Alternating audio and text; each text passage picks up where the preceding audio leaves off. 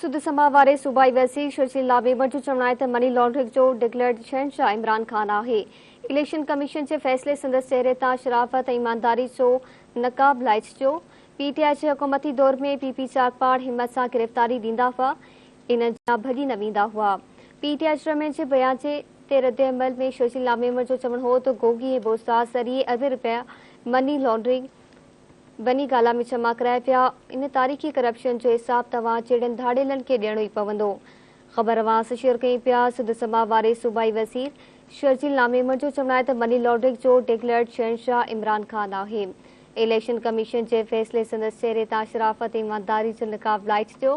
PTI जे हुकूमती दौर में पीपी चाकपाड़ हिम्मत सां गिरफ़्तारी ॾींदा हुआ, इन जा भॼी न वेंदा हुआ। पीटीआई चेयरमैन जे बयान ते रद्द अमल में शर्जील मेमण जो वधीक चवणु हो त गोगी ऐं बोस्तार ज़रिए अरबें रुपया बनी गाला में जमा कराया पिया। इन तारीख़ी करप्शन जो हिसाब तव्हां जहिड़नि धाड़ेलनि खे ई ॾियणो पवंदो। ख़बर अवां शेयर कई पिया। सुध समा वारे सूबाई वज़ीर शर्जील मेमण जो चवणु आहे त मनी लॉन्ड्रिंग जो डिक्लेयर्ड शहनशाह इमरान खान आहे। इलेक्शन कमीशन जे फ़ैसिले संदसि चेहरे तां शराफ़त ऐं ईमानदारी जो निकाब लाहे छॾियो। पीटीआई जे हुकूमती दौर में पीपी चाकपाड़ हिम्मत सां गिरफ़्तारी ॾींदा हुआ। इन जा वधीक तफ़सील मालूम कंदासीं। कराची मां चीफ रिपोर्टर शबीर आशारी लाइन ते मौजूद आहे। जी शबीर, वधीक आगाह कजो। जी बिल्कुल, इतलात खाते सूबाई वज़ीर शर्जील मेमण इमरान खान के ट्वीट से रद्द अमल ॾींदे चयो आहे त जॾहिं पीपल्स पार्टी के लीडरन के गिरफ़्तार करण लाइ पुलिस ईंदी तो उहे जेको आहे लिकी कोन वेंदा हुआ, पर असांजा लीडर हिम्मत सां गिरफ़्तारियूं ॾींदा हुआ।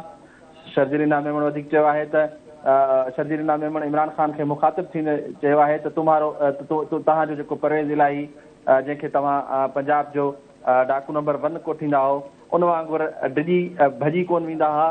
संदसि चवणु हो त मनी लॉन्ड्रिंग जो डिक्लेयर्ड शहनशाह त इमरान खान पाण आहे। हुन चयो त इलेक्शन कमीशन जे फ़ैसिले इमरान खान जे चेहरे तां शराफ़त ऐं ईमानदारी जो जेको पर्दो ऐं नक़ाब हो उहो लाहे छॾियो आहे।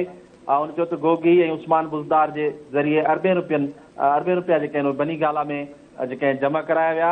शर्जील मेमण चयो त हिन तारीख़ी करप्शन जो जेको हिसाब आहे उहो तव्हां जहिड़नि फोरन खे ज़रूरु ॾियणो पवंदो। जी ठीकु आहे, महिरबानी शबीर आगाह करण लाइ।